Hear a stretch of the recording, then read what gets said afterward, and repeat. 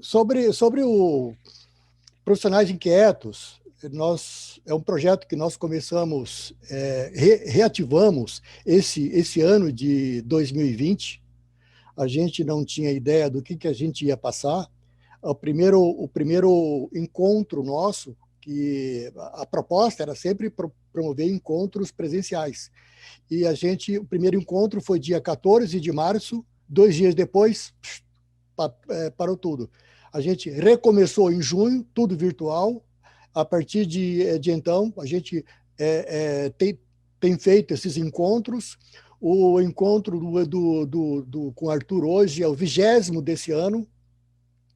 É interessante, hein? Que o 20º é desse ano.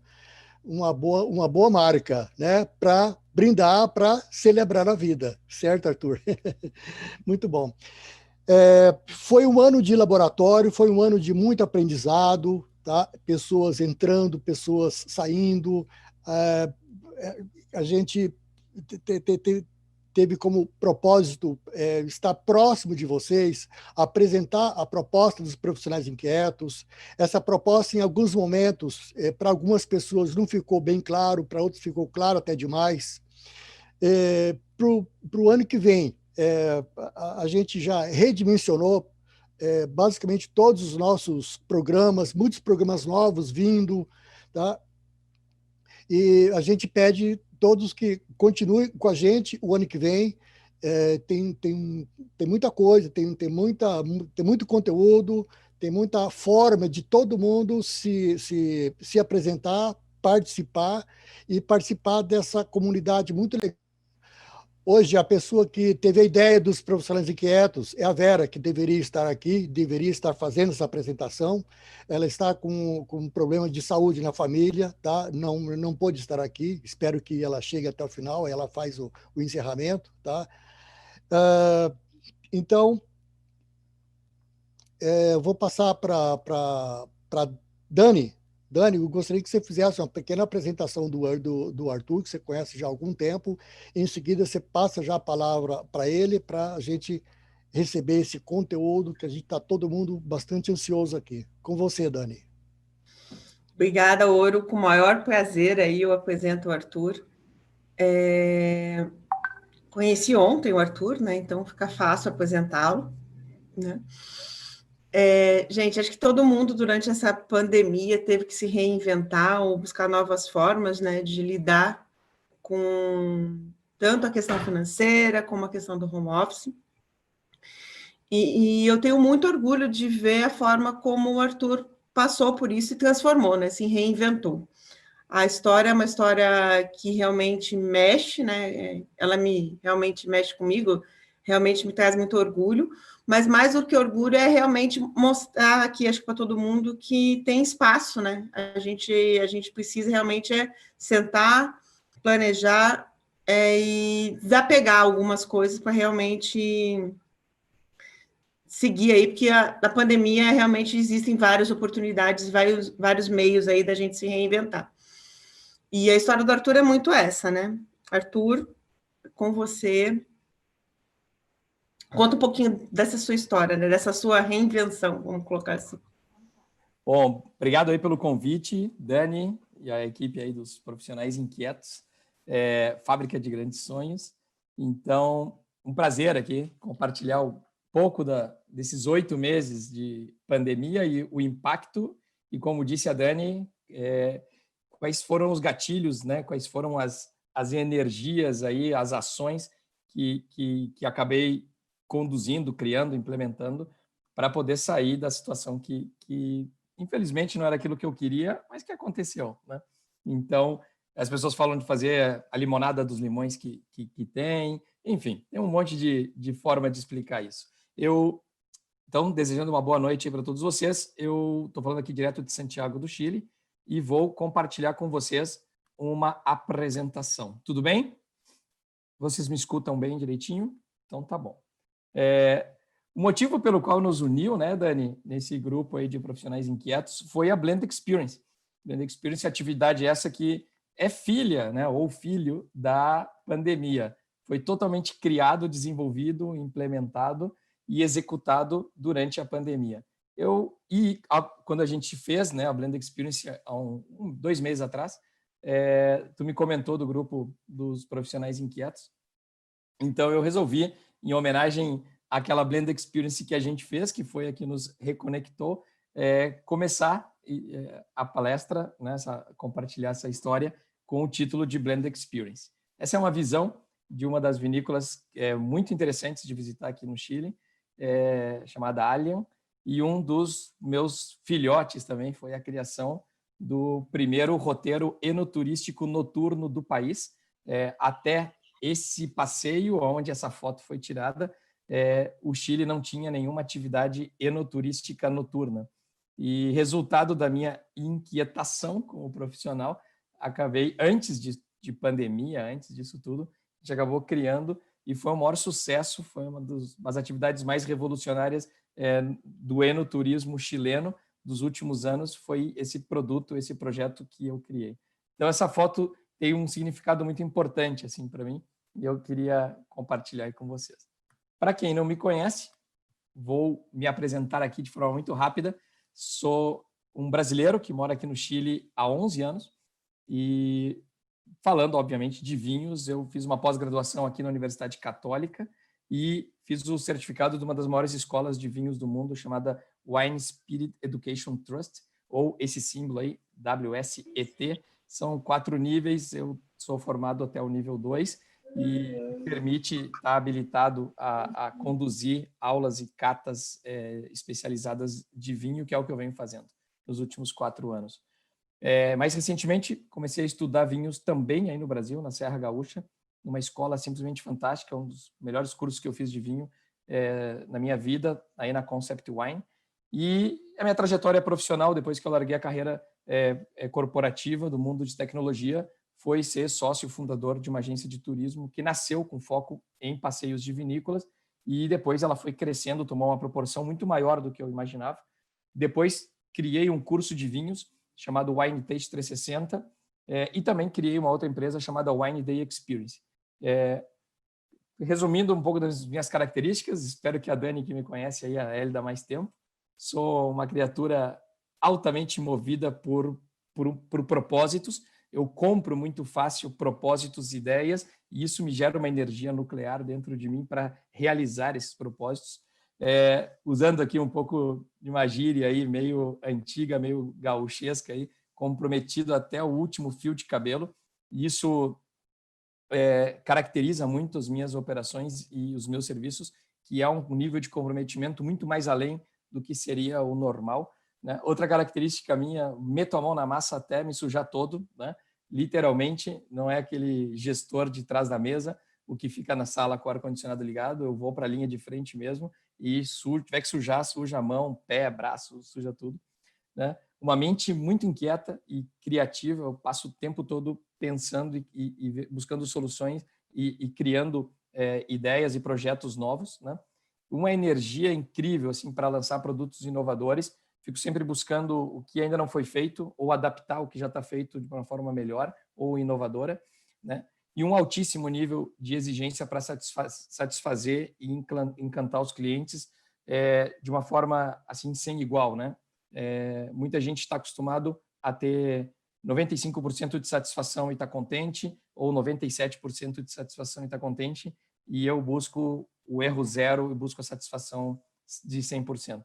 E isso muda bastante a execução quando está focado em que não tenha ninguém que vá falar mal de ti, ninguém que vá estar insatisfeito com o teu serviço, que pelo menos, se acontecer algum problema na execução, tu tem um plano de contingência, porque a busca é 100% de satisfação.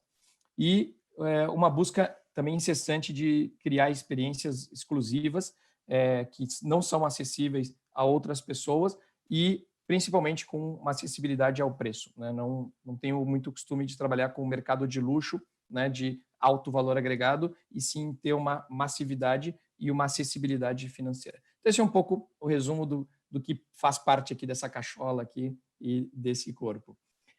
O que eu vou contar para vocês no próximo slide, depois desse, é o que era a minha vida, literalmente, até o dia 17 de outubro de 2019. Se a gente tirasse uma fotografia, né, fizesse uma fotografia no dia 17 de outubro, à meia-noite, eu seria esse cara aqui, ó.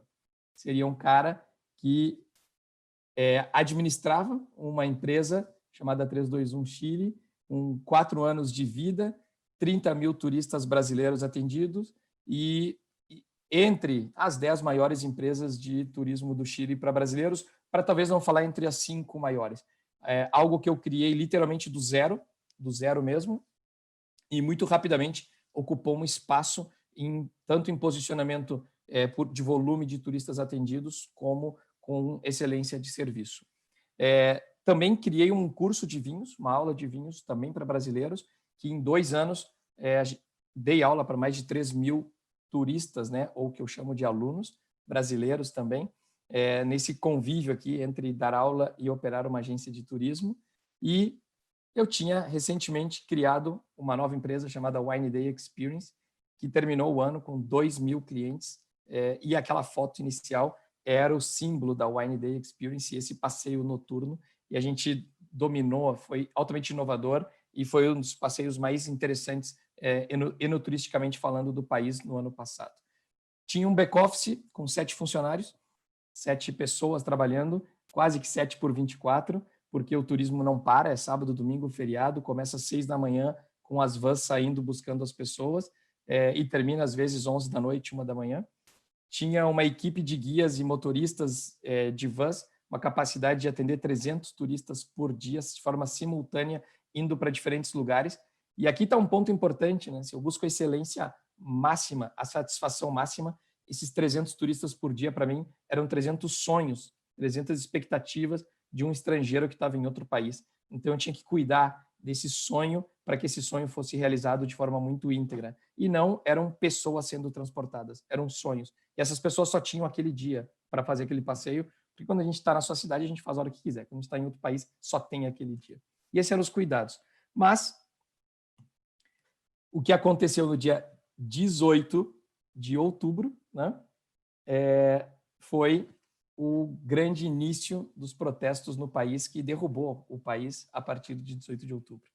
E para chegar nesse dia 18 de outubro, só compartilhando rapidamente a minha história, 2009 eu entro no país, já gostando de vinho, já visitava vinícolas.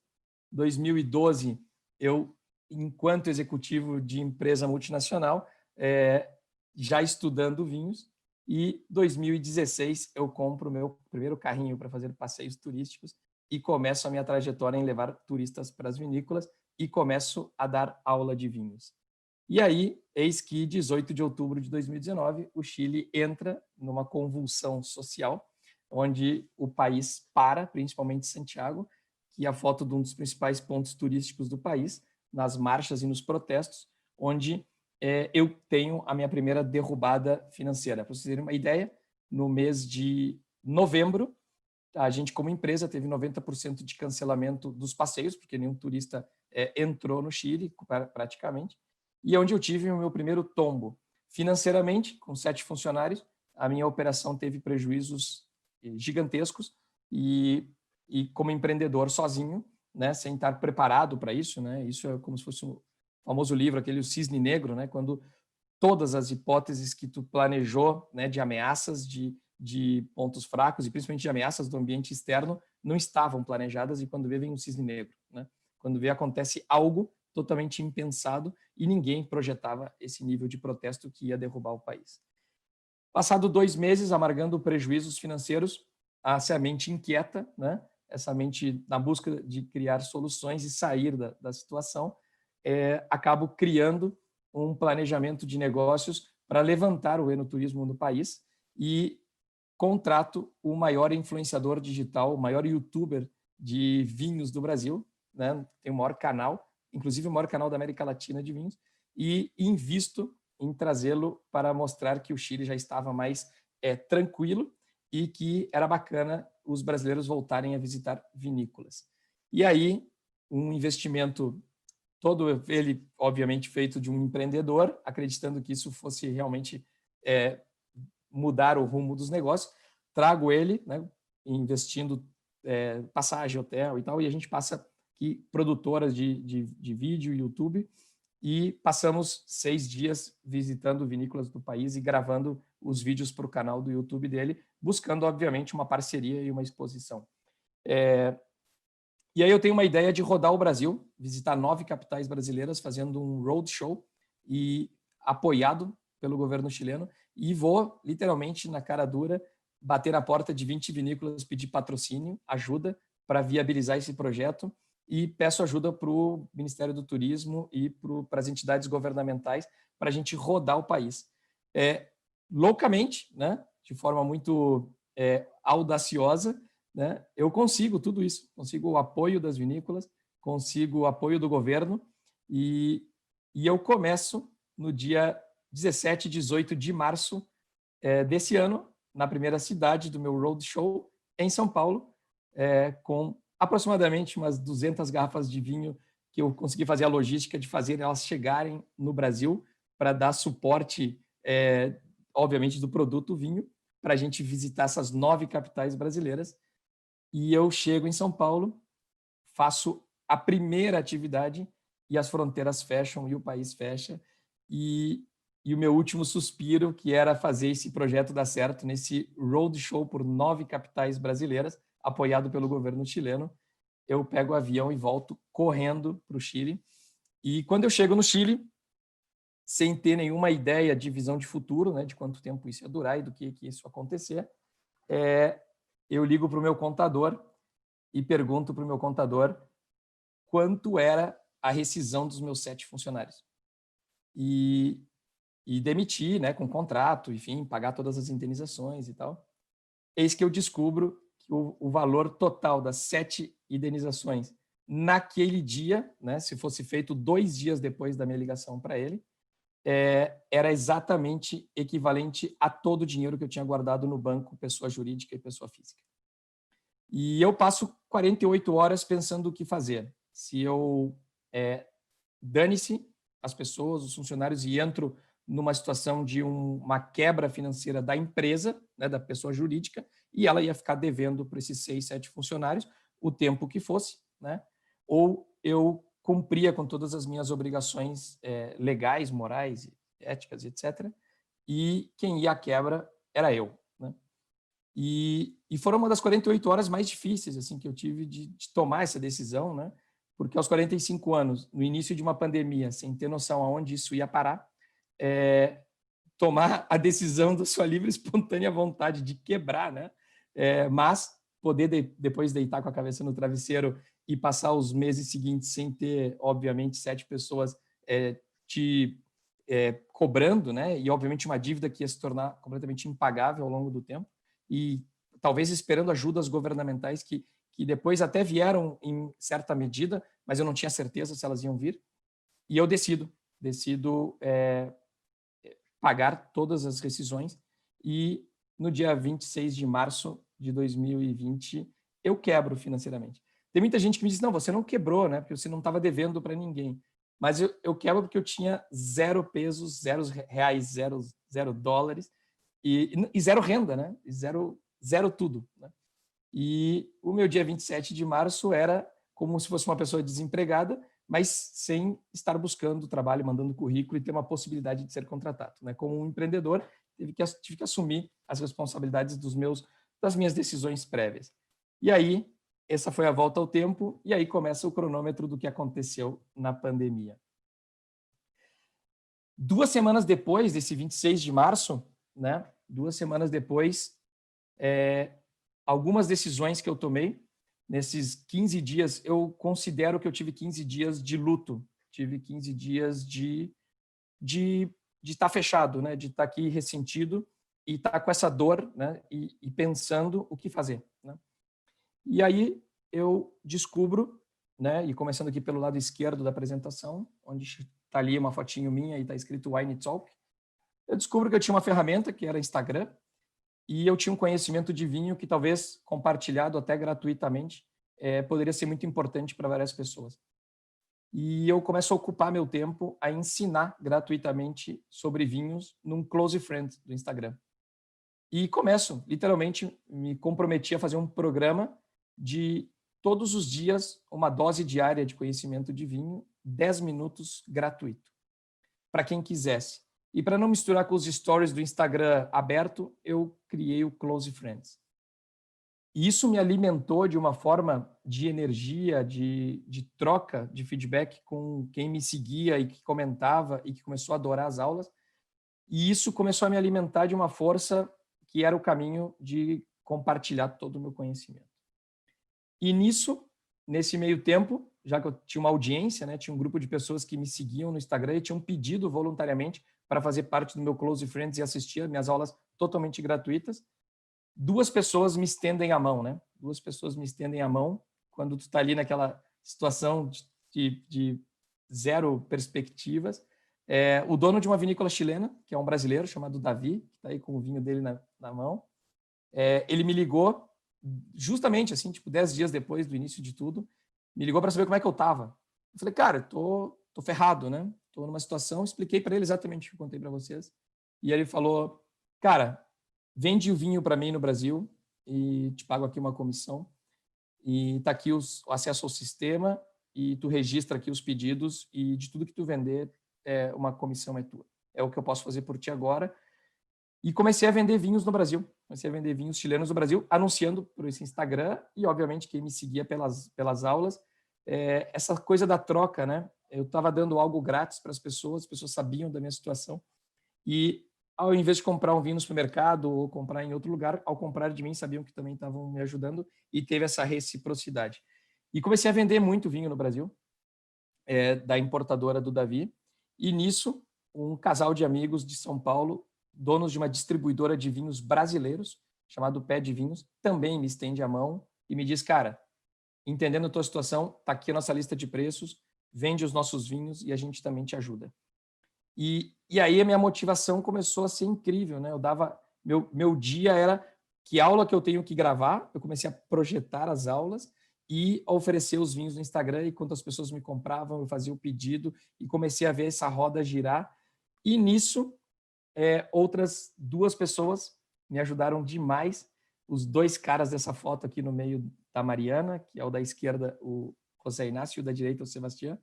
Eu ligo para esses caras e falo, cara, vamos fazer alguma degustação de vinho online para um grupo de brasileiros que moram aqui no Chile. E essa foto aqui, dessas 3 mini garrafinhas, foi a primeira degustação online que eu fiz aqui no Chile. Às cegas, a garrafa estava numerada, 1, 2, 3. E umas 40 pessoas, 35 pessoas fizeram essa degustação. E aí, como foi bastante sucesso, né, relativo, né, naquela época, entre não ter nada e ter isso, eu falei, vamos fazer uma segunda aula e vamos fazer uma aula que se chama Blend Experience. A gente manda para casa das pessoas 3 garrafas, uma proveta, e a gente ensina para as pessoas como é que um enólogo cria um vinho. E eu sempre digo que um maluco não faz loucura sozinho, né, cara? O maluco tem sempre que ter um outro maluco, e 2 malucos juntos é que fazem a maluquice e a loucura dar certo. E aí eu vou e proponho para esses 2 malucos fazer um negócio chamado Blend Experience, que não existia nem no Chile, nem no Brasil. Isso dá um baita trabalho de fazer. E esses caras falam, eu topo a tua ideia. E aí a gente fez a Blend Experience aqui no Chile para o grupo de brasileiros que moram aqui e gostam de vinho.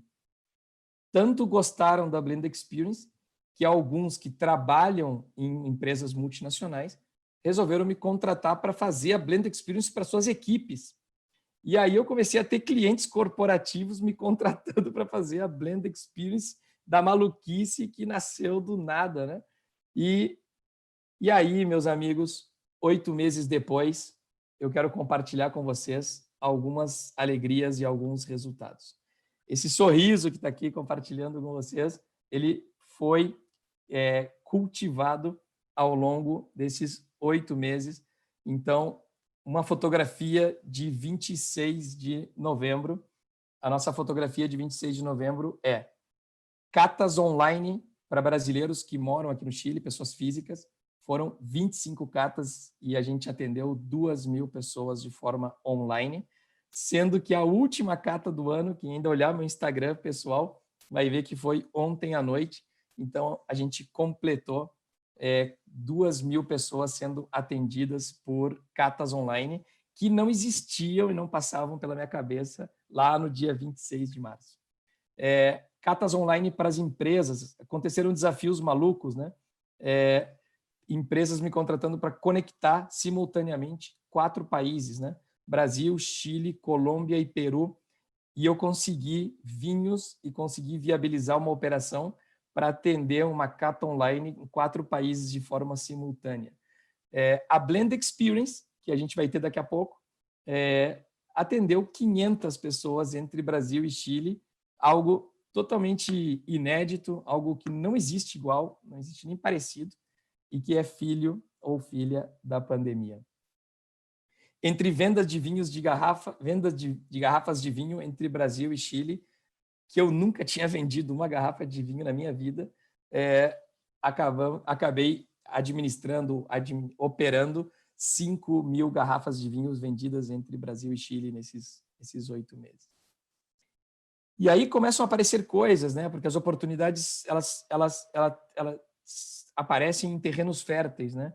Elas aparecem em conexões que muitas vezes alguém faz, como até a gente está aqui hoje conectado, e provavelmente entre a gente outras conexões poderão surtir efeito. E empresas começaram a me perguntar se eu podia fazer coisas personalizadas, né? E aí, pela conexão que eu tenho com as vinícolas, a gente começou a criar rótulos de vinhos personalizados, e aqui está uma dupla de vinhos, um branco e um tinto, que uma empresa contratou para os seus 45 funcionários, e a gente personalizou, a gente pegou garrafa sem rótulo, a gente criou o rótulo, mandei imprimir o rótulo, eu colei manualmente cada um desses rótulos, e a gente foi entregar na casa das pessoas o kit com as garrafas com a logomarca da empresa, né? E isso aconteceu com várias empresas, com kits de aniversário de 50 anos. As pessoas tiveram que comemorar aniversário nessa pandemia de forma online, né? E o Ernesto, que está aqui com essas 2 garrafas aqui, que nasceu em 1970, queria comemorar os seus 50 anos com seus amigos de forma diferente, já que não dava para fazer uma super festa junto. E o Ernesto, na verdade a esposa do Ernesto, me contrata para distribuir 60 garrafas de vinho, 48 no Brasil, 12 garrafas de vinhos no Chile, com um rótulo personalizado feito em homenagem ao Ernesto, e a gente desenvolveu o rótulo, colou o rótulo em cada garrafa e entregou 60 garrafas comemorando os 50 anos do Ernesto. Então, essas coisas foram aparecendo na pandemia, né, e essas oportunidades foram dando vida, né, financeira à minha sobrevivência nesses 8 meses. E depois, já com a quarentena já diminuída, as pessoas já mais dispostas a sair, porque o que foi de pandemia aqui no Chile, ou de quarentena, foi bastante diferente do que teve aí no Brasil. Aqui a gente viveu um lockdown total, 100%, né? Ninguém podia sair de casa sem autorização da polícia, e para ter essa autorização da polícia você tinha que ir num site, colocar o seu RG, e você tinha uma autorização de 2 ou 3 horas para ir do seu endereço de origem até a farmácia ou até o supermercado. Ninguém podia levar o cachorro para passear na esquina, né, ou sair para correr, né? Você não tinha nenhuma liberdade de ir e vir. Então a gente ficou literalmente preso. E as catas online dando certo, mas já as coisas já se flexibilizando, e eu resolvo inovar novamente, né, essa cabeça, essa mente inquieta, já que as catas tinham dado certo, as catas online, e já vendo que a movimentação para as pessoas se encontrarem de forma presencial já era iminente, eu migro e começo a criar serviços e experiências ao ar livre para que as pessoas se encontrem. E aí tem algumas fotos aqui compartilhando com vocês, atividades que foram feitas muito recentemente, fechando as vinícolas, né, ou abrindo as vinícolas exclusivamente para esse grupo. A gente começou a ter atividades privadas dentro de vinícolas, não misturando com outros clientes ou com outros turistas. Então, a vinícola era aberta exclusivamente para a gente, e a gente tinha todo o almoço, passeio, degustação, exclusivamente para esse grupo de pessoas que se conhecem. E nisso, a gente já fez 4 visitas presenciais em vinícolas, e agora, todas as quintas-feiras, num formato de confraria, a gente está se encontrando presencialmente. Eu estou chamando de Quinta Brazuca do Vinho. Então, 8 meses depois, minha vida é essa, não paro de fazer atividades presenciais, atividades online, atividades para empresas, e essa reinvenção, esse renascimento, foi fruto de muita criatividade, audácia, né, de realmente quando a gente não tem nada a perder, né? Quando a gente não tem nenhuma mochila, né? Quando a gente está livre, leve e solto para poder se arriscar, fica tudo muito mais fácil. Então, olha que louco, né? Tudo o que eu não tinha, né, de situação econômica, financeira, eu estava literalmente quebrado e falido, mas, ao mesmo tempo, totalmente leve, livre para poder tentar, né, ou para poder experimentar. Se desse errado, deu errado, mas se desse certo, era algo que provavelmente eu não teria me atrevido a fazer antes, né, porque teria um monte de condicionantes na nossa vida, na nossa cabeça, que de alguma forma vão nos limitando a se aventurar. E, para terminar minha apresentação aqui, dentro do nosso tempo, e abrir para o espaço aí para algumas perguntas, comentar que ganhei um presente de Natal de forma muito antecipada e o escritório que fomenta o enoturismo no país, chamado Enoturismo Chile, que está vinculado à Associação Gremial Vinhos do Chile, apoiado por uma instituição chamada Corfo, que seria aí no Brasil o BNDES, seria algo meio Embratur Apex, talvez uma Apex, que é aquela associação que fomenta as exportações, apoiado pelo BNDES e por outros órgãos governamentais, me escolheu para ser o embaixador, o rosto da campanha de fomento ao enoturismo no país. Então, toda a minha trajetória de ter largado uma carreira corporativa, de ter me dedicado a levar as pessoas para passear, a levar as pessoas para visitarem vinícolas. 4 anos depois, depois dos protestos, eu crio um roadshow para apresentar o Chile como enoturismo no país, no Brasil, e esse roadshow, 9 capitais, ele é interrompido abruptamente por uma pandemia, e 8 meses depois, esse mesmo instituto, essa mesma organização que tinha me apoiado, me convida para representar. E é muito louco, né? Porque quando me convidaram, eu falei, o mais lógico é convidar um chileno, né, a incentivar um outro chileno a visitar vinícolas, né? Porque essa campanha toda, já que as fronteiras ainda estão fechadas ou parcialmente fechadas e nós não temos nenhum turista aqui, o objetivo dessa instituição é incentivar o chileno a visitar uma vinícola. Até então, 85% das visitas em vinícolas eram feitas por estrangeiros, turistas, e 15% pelo mercado doméstico, por residentes ou chilenos. E então o objetivo agora é virar a chave e fazer com que o chileno visite uma vinícola. E me convidam a mim, um brasileiro, que até então estava falido e tinha se quebrado aos 45 anos, a ser o protagonista dessa campanha de incentivo e de retomada do enoturismo no país. Eu digo que isso é meu presente de Natal, né? Porque depois de tudo que a gente passou, ter a honra, né, de representar uma instituição tão importante e ser o rosto de uma campanha nacional para o mercado chileno, de um brasileiro que veio aqui e que antes, quando eu vim morar, não entendia nada de vinho e trilhei toda essa minha trajetória de vinhos nesse país.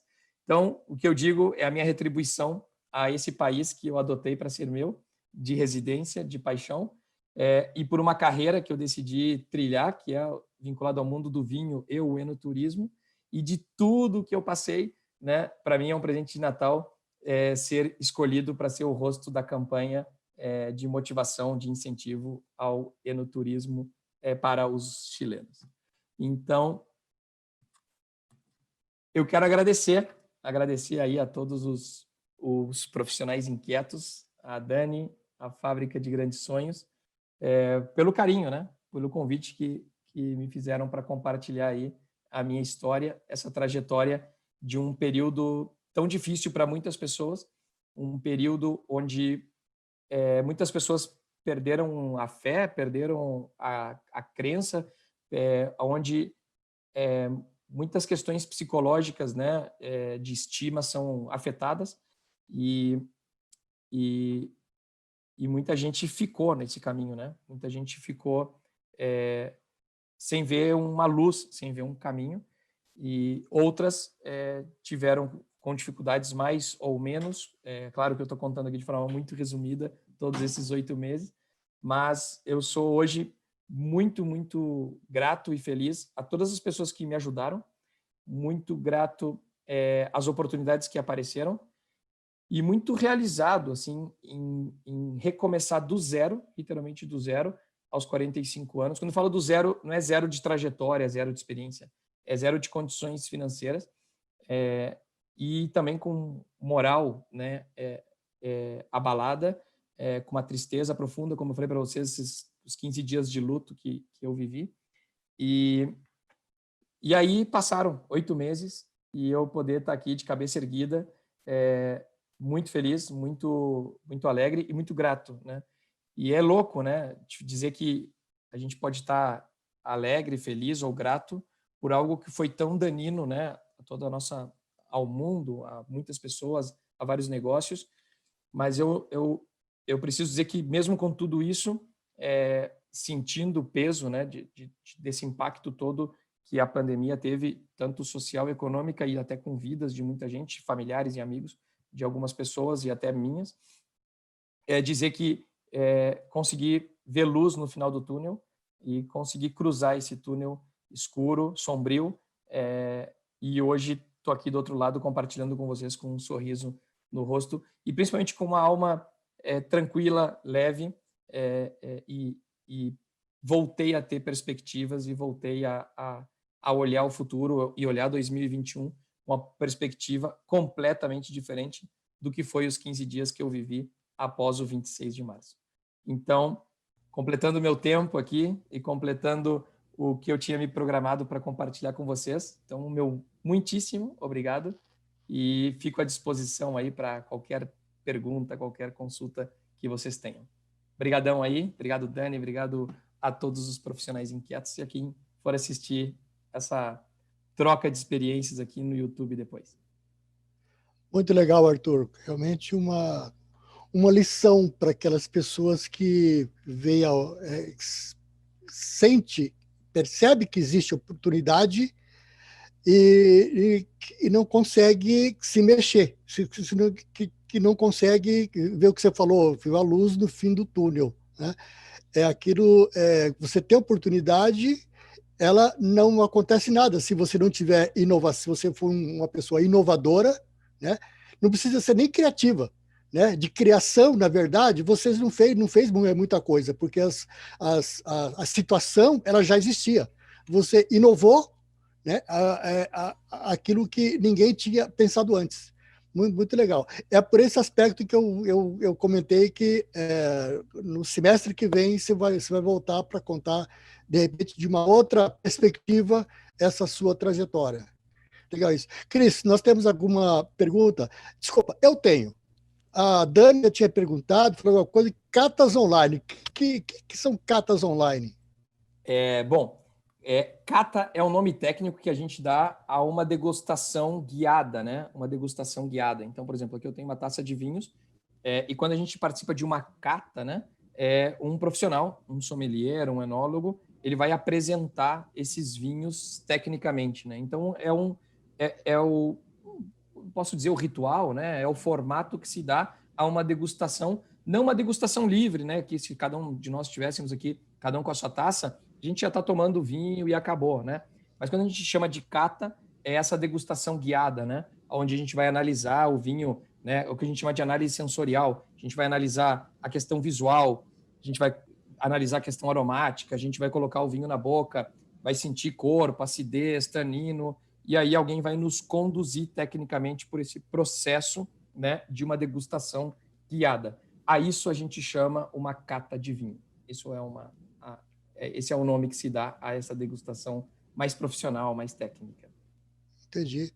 Tem outra questão, Arthur, que dentro da sua atividade, a gente sabe que o vinho, quando se trata de vinho, não só a percepção que você tem do vinho, aquilo de cada pessoa ter a sua preferência, né? Mas onde usar o vinho? Né, com tipos de carnes, com tipo de massas, enfim, essa conexão que existe entre o beber e o comer, você trabalha nesse aspecto também? Muito, muito. O curso que eu fazia aqui, né, chamado Wine Taste 360, que eu dei aula para 3.000 pessoas, ele era um curso de harmonização, Ouro. Ele era um curso sensorial prático de harmonização. Então, a gente tinha 5 vinhos e 5 pratos de comida, e aí, durante 3 horas, eu ensinava como acontece essa mágica da harmonização, né? Ontem, casualmente, uma empresa me contratou para fazer uma cata e uma aula de harmonização online, onde 14 pessoas receberam um kit, uma caixa, cheio de queijos, diferentes tipos de queijos. Eles receberam um presunto Ramon Serrano, né? Presunto cru, presunto Parma. Receberam empanadinhas de queijo e de carne. E com 3 garrafas de vinho, eu conduzi uma aula de harmonização, fazendo as pessoas provarem o que funcionava e o que não funcionava, né? O que combina e o que não combina, para que as pessoas aprendam, né? E depois reproduzam no seu dia a dia, na hora de ir no restaurante, na hora de fazer um jantar em casa com amigos e entender o que é que combina melhor e o que não combina, né? Então, essa tua pergunta tem todo o sentido, toda a lógica do que é o mundo da harmonização, né? Que é um mundo muito vasto, né? É muito amplo, mas é uma delícia, né? Aprender sobre ele. Legal. Cris, abre o seu microfone, a sua pergunta para o Arthur. Sim, Arthur, a gente, claro, tem um monte de perguntas, tem que escolher um pouquinho, né? Mas eu sempre fico curiosa com a situação que a gente está vivendo, se você percebe, ou se você vê que mesmo encerrando esse período de quarentena, que as pessoas estão mais online, se vai continuar havendo espaço para essas atividades online, ou o povo só está esperando terminar para voltar aos eventos presenciais. Você acha que tem gente que talvez prefira fazer isso de casa? Sim, sim. Assim, acho que tem dois comportamentos que vieram para ficar, né? Primeiro, muitas atividades profissionais, elas vão continuar sendo online, né? Vou dar um exemplo bem típico. Uma vinícola que viajava para o Japão para promover o seu vinho, ou para a China, ou para a Europa, para promover o seu vinho e mostrar o seu vinho para importadores e dar treinamento para distribuidores e vendedores de lojas. E antes era um paradigma, né? Que era assim que tinha que ser feito. Você tinha que pegar um avião, fazer uma jornada, planejava a sua viagem, ia para a China e ficava lá na China, né? Ou na Europa, visitando vários países e fazendo essa jornada. Era impossível você falar um ano antes, dizer, vamos fazer isso online, via uma plataforma, eu mando os vinhos e aí a gente treina. Não, isso é impossível. Então, corporativamente, isso chegou para ficar. Então, hoje, se chegar para alguém e falar assim, pega um avião e vai lá nos Estados Unidos dar um treinamento, o cara fala, cara, eu mando os vinhos, a gente se conecta por Zoom, por outra plataforma, por o que seja, e eu dou o treinamento. Então, isso veio para ficar, essas atividades profissionais que ainda continuam. E, pessoalmente, eu diria que a gente está metade-metade. Metade quer ir para a rua, metade não aguenta mais uma tela de computador, e uma metade ainda está precavida e ainda quer se resguardar em casa. Então, eu acredito que existe mercado, mas ele é metade do que antes as pessoas estavam obrigadas a ficar em casa, né? Entre aspas. E hoje é voluntário, né? Hoje eu quero ficar em casa, né? Então, eu divido aí, Cris, metade-metade. Mas o mercado corporativo chegou para ficar e a gente vai continuar se conectando e falando muito ainda via plataformas como essa.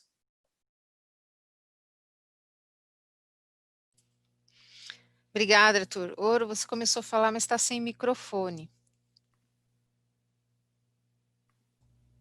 Erec, você tem alguma pergunta?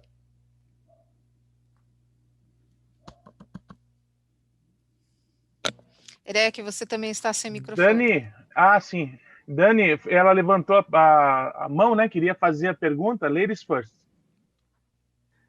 Não, eu queria só complementar o que eu acho que o Arthur falou, porque essa oportunidade remota, aí eu concordo com ele que vem para ficar, e o que isso nos dá, essa união, né? Você poder estar falando com um enólogo chileno, fazendo uma degustação de vinhos gaúcho, em Curitiba, em São Paulo, no Rio de Janeiro, e todo mundo conseguir fazer isso. Eu acho que isso, por mais que a gente possa se ver, se encontrar, vem para ficar, porque é uma coisa que não vai ser tão fácil, não é fácil de fazer, né? Então, eu acho que você se gera oportunidades que normalmente não gerariam. IBH, perdão, a Carol falou IBH também. Então, eu acho que isso é uma coisa que o digital trouxe que não vai embora, não, gente. Se as pessoas realmente conseguirem enxergar essa oportunidade, pelo menos é isso que eu acho. Não.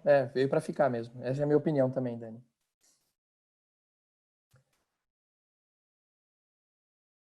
Tem mais aqui, ó, no chat tem mais um comentário, né? Como é a receptividade e a participação dos convidados nesse evento, né, Cris? Você perguntou aqui. Isso. É assim, ó, eu diria que são dois tipos. Se a pessoa escolhe estar ali, se é uma atividade que ela paga para estar ali, 80% está bastante interessado.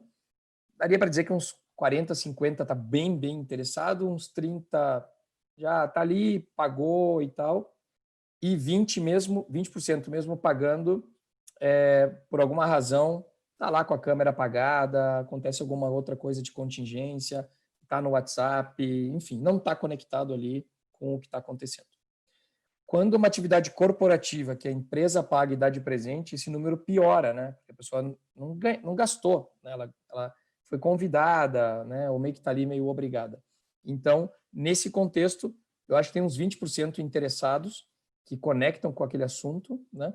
Uns outros 30, 40 talvez, legal, mas tem uma curva de interesse que tem o pique, depois decai, e uns 40% que não está nem aí, né? E na primeira oportunidade manda mensagem dizendo: conexão está ruim, eu preciso ir, desculpa, acabou meu tempo, meu filho está chorando aqui, eu tenho que fazer tal coisa, e zarpa, né? Então, é aquela presença politicamente correta, mas na primeira oportunidade, né, zarpa e vai embora.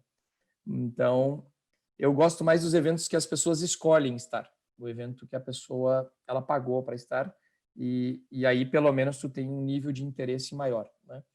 O resto, os que recebem grátis, eu tenho que ficar fazendo piada e tentar fazer alguma coisa interessante, e aí pelo nível de piada vai vendo se está agradando mais ou menos, e enfim, tem umas atividades que terminam e tu fala, bom, foi, né? Foi legal, né? Melhor isso do que nada, né?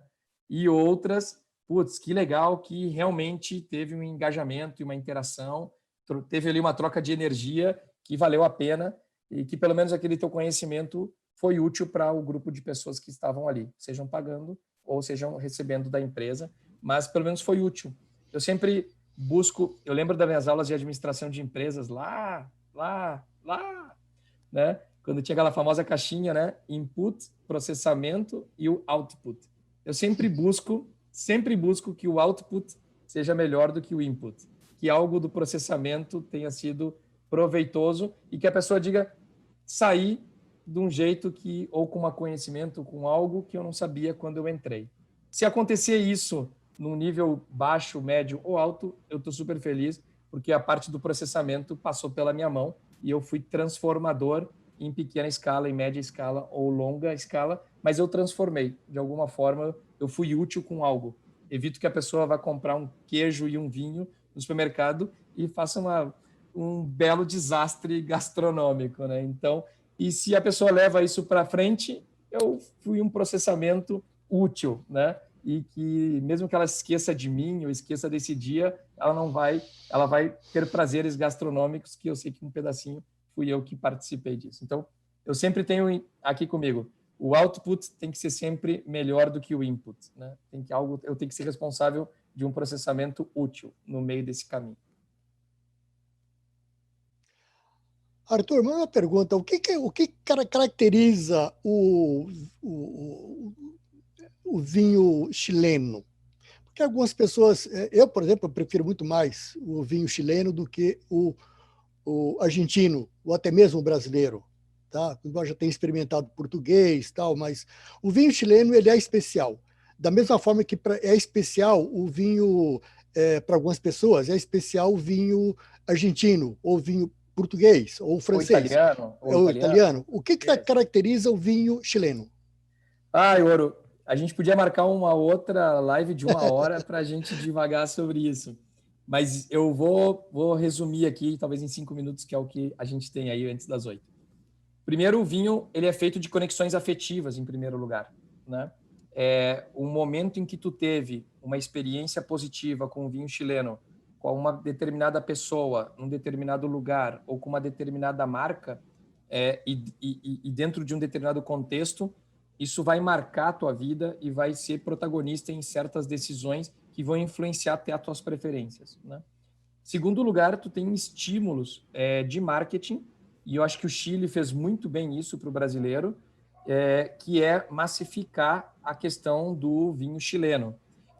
E aí a gente até pode entrar em questões de discussão se um vinho importado chileno aí no Brasil, comparado com um vinho brasileiro de mesmo preço, se a gente, não vou tirar paladar, né, que é gosto, que é pessoal, e vou poder pensar que a qualidade da uva, o processo de produção, eu poderia até dizer que em alguns casos o vinho brasileiro é bastante superior ao vinho chileno, colocado aí no Brasil naquele determinado preço, né? Não aqui, né? Nós deveríamos preferir, por exemplo, até o vinho brasileiro em alguns casos. Então, o marketing, né? Então, conexões afetivas, né? Mais o marketing, né? Que vai nos massacrando, né? Vinho estrangeiro, vinho chileno e tal. Eu acho que o carinho que o brasileiro tem com o chileno, né? Ou com a bandeira do Chile, com a história do Chile. Eu fui criado com essa coisa de que o Chile era a Europa na América do Sul. A gente tem uma certa admiração pelo Chile, né? Provavelmente, se fosse algum outro país, a gente não teria a mesma admiração como a gente tem pelo Chile. Então, se junta a conexão afetiva, alguma experiência que tu teve, com o marketing, com a admiração que o brasileiro tem pelo Chile, em especial na América do Sul, e vem uma outra coisa que eu, como brasileiro, e que venho estudando isso nos últimos anos, principalmente acompanhando a evolução do vinho brasileiro, que, lamentavelmente, né, é a gente preferir o estrangeiro do que o nosso, né? É o nosso patriotismo ao contrário. Quando a gente está fora, a gente adora dizer que é brasileiro, né? Mas quando a gente está dentro, a gente adora a coisa importada. E felizmente isso vem mudando, porque as vinícolas brasileiras foram mudando de patamar. Dois fatores importantíssimos. Um é o talento dos jovens enólogos, a galera que está chegando aí de 25 a 35 anos, estão revolucionando o mercado do vinho, e o investimento em tecnologia que o brasileiro as vinícolas brasileiras têm feito, e buscando muito benchmarking de fora. Então, a galera que termina a faculdade de enologia, ela vai para fora, os Estados Unidos, vai para a Europa, Estados Unidos ou Europa, estuda e traz um talento, sendo capaz de criar coisas que ele não conseguiria criar se não tivesse ido para fora aprender, mas ele faz de forma muito superior no Brasil. Nos últimos 5 anos, a viticultura brasileira cresceu, e eu desafio ou recomendo a cada um de vocês que provem um vinho brasileiro. Se quiser, me mandem por WhatsApp, eu mando a lista, entrega na casa de vocês, e vocês vão se surpreender com um vinho de 50, 60 reais, feito e produzido no Brasil. E se quiser que o desafio seja ainda maior, pega um argentino, pega um chileno, pega um francês, também do mesmo valor, coloca lado a lado, às cegas, chama pessoas na tua casa às cegas, sem mostrar garrafa, sem mostrar rótulo, serve a taça 1, a 2, e que uma pessoa de casa saiba qual que é o brasileiro, qual que é o estrangeiro. Façam isso às cegas, e depois vocês vão me dizer o que é o vinho brasileiro e a revolução que o vinho brasileiro tem feito nos últimos anos. Então, e aí, Ouro, acho que te respondi em 4 minutos essa tua pergunta. Parte das conexões afetivas, e chega um pouquinho em resistência, para não falar preconceito, ao produto nacional. Então, se atrevam a provar o vinho brasileiro. Legal, muito bom. Bem, estamos 20 horas. A gente poderia estender com mais alguma pergunta, até mais uns 10 minutos no máximo aí. Caso alguém tenha mais alguma pergunta, algum questionamento. Eu acho que o Erec tinha uma pergunta, né? Que você estava ali dando a vez para as damas. Agora chegou a sua vez. Chegou a sua vez. Não, eram essas curiosidades mesmo, né? A gente já comentou, né? Tá salivando já para ter a Wine Experience E estamos aí, vamos. Queria parabenizar mesmo o Arthur, né? E como o Ouro falou, né? De falar daí da parte empreendedora, né, Ouro? Em um outro momento, né? Que é isso aí, né? De se reestruturar, de pensar isso aí, né? Carreira e não olhar para trás, né? Como a gente estava comentando antes, né? De queimar a vaquinha mesmo, né? Botar ela para baixo, rolar ela para baixo e tocar a vida, né? Mas a gente vive numa sociedade imediatista, né? E a gente é cobrado, a gente se cobra desses resultados imediatos, né? E vieram em 8 meses, mas vieram, né, Arthur? Parabéns. Vieram. Eu Legal. quis escolher uma temática, né? Ou uma contextualização positiva, né? Claro, a gente daria para contar tudo isso da parte obscura, né, cara? Da parte do underground, estaríamos chorando aqui, né, cara? Não era o objetivo, né? O objetivo era dar a conotação positiva, né? Consigo hoje fazer isso por ter chegado, né, nos resultados que cheguei nesse tempo. Mas daria para a gente fazer outras, né, derivadas de outras visões, né? E os momentos onde os gatilhos para realmente não cair, né, e não ficar numa depressão, numa coisa mais profunda, referências que a gente tem, mentorias, né, grupos como esse e como outros, né, a mente inquieta, né, eu gosto muito do nome de vocês que são profissionais inquietos, a mente inquieta para buscar soluções, né, a estar atento o tempo todo para uma coisa, os insights aparecem, né, então não dá para descansar, não dá para baixar a guarda, né? Não dá para se aplastar, não dá para se vitimizar, não dá para ficar jogado no sofá simplesmente triste, né? Vitimizando, culpando os outros, trazer a responsabilidade para si, dura, né? Aceitar a realidade dura, né? Nua e crua. E, cara, tem um livro aí que chama Sopa de Pedras, um cara que chama Ricardo Bellino. Cara, é fazer sopa de pedras mesmo, fazer a limonada dos limões, né? E a ferramenta que me transformou, que vocês todos têm, é a proveta da Blend Experience. Essa aqui foi a proveta de 100 ml, que foi revolucionária na minha vida. Então, eu vou guardar assim para sempre a minha proveta de 100 ml. Se não fosse a Blend Experience, eu não estaria aqui hoje, tanto conversando com vocês e nem tendo feito para mais de 500 pessoas em 2 países diferentes. Então, que louco, né? Uma ideia totalmente absurda, que podia parecer absurda, totalmente impraticável, talvez, no modelo anterior, na realidade anterior, e uma ferramentinha dessa aqui, um plástico de 100 mililitros, transformador na minha vida. Então, meu troféu é a proveta da Blend Experience, que a gente vai trabalhar com ela daqui a alguns minutos. Então é isso, muito obrigado aí pelo tempo de vocês. E o seu livro sai quando? Ai, cara. Já pensou a respeito, não? A gente podia fazer uma outra live aí de 1 hora sobre isso, mas eu tenho uma dificuldade gigantesca que tanto a Hélida como a Dani conhecem, e que já me disseram que tem solução para isso, né? Eu não consigo escrever uma linha, né, cara? Eu tenho um problema gigantesco para documentar, para escrever. Mas já aprendi que tem os ghostwriter, que é só fazer uma entrevista, eu gravar horas e horas de conversa e algum bom literário, algum bom redator vai dar forma, porque se tu me dá uma folha em branco e pede para eu escrever algo, cara, não sai. Eu conheço uma ótima. Essas se duas precisar, sofreram. Eu conheço uma ótima. Pô, eu aceito, cara. Eu acho que tem oportunidades aí. Tem oportunidades. Legal, então. Não era pela minha história, né? Tem um livro planejado que eu acho que ele faz todo sentido, talvez nos próximos 2 anos, e material e conteúdo tem. Adoraria conhecê-la para fazer esse livro aí. Brigadão aí pelo tempo de vocês. Um forte abraço. Legal. Nos vemos daqui a pouco. Legal, então.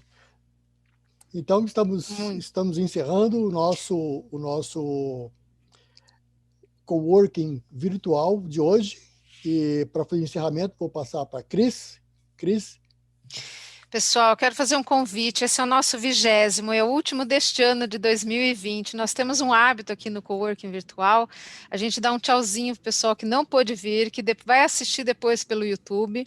A gente já tem uma média ali de 50 a 100 pessoas. A nossa recordista ali já passou dos 120 acessos no YouTube. A Dani, com a Grande Fábrica de Sonhos, que nos trouxe aqui o Arthur hoje para contar essa história espetacular. Arthur, nosso muito obrigado.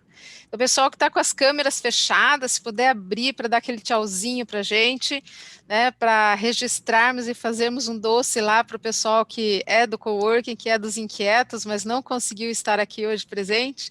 Então, deixa eu ver, você tem que grudar aqui, porque com esse fundo... Vamos dar um oi para todo mundo, pessoal. Levanta a mãozinha, sorriso bacana, isso aí, obrigada. Dani, você tem algum recado para o grupo que vai agora, a partir desta sala, para a próxima sala da Blend Experience? Eu espero que quem não está, não conseguiu dessa vez participar da Blend Experience, que possa participar das próximas. Nós vamos contar depois em detalhes esses grandes momentos que a gente vai viver daqui para frente, né? Daqui nas próximas horas com o Arthur. Então, não sei, Dani, se você quiser deixar um último recado lá para o pessoal que vai agora para a sala da Blend. Então, só avisar que daqui a 5 minutinhos a gente está abrindo a sala, é só aquela pausa técnica mesmo, e daqui a 5 minutos a gente abre a sala aí para todo mundo. Obrigado, Dani, por nos apresentar o Arthur. Muito obrigado, Arthur, pela presença. A gente vai se ver de novo. Tá? Agradecer a Vera, que não esteve presente, a nossa colaboradora PI, a Cris. Obrigado, Erec. Obrigado a todos vocês que estiveram aqui, ao pessoal lá do YouTube. E a gente se vê no ano que vem, cheio de novidades. Até mais, pessoal. Até mais. Que vem 2021, gente. Boa noite.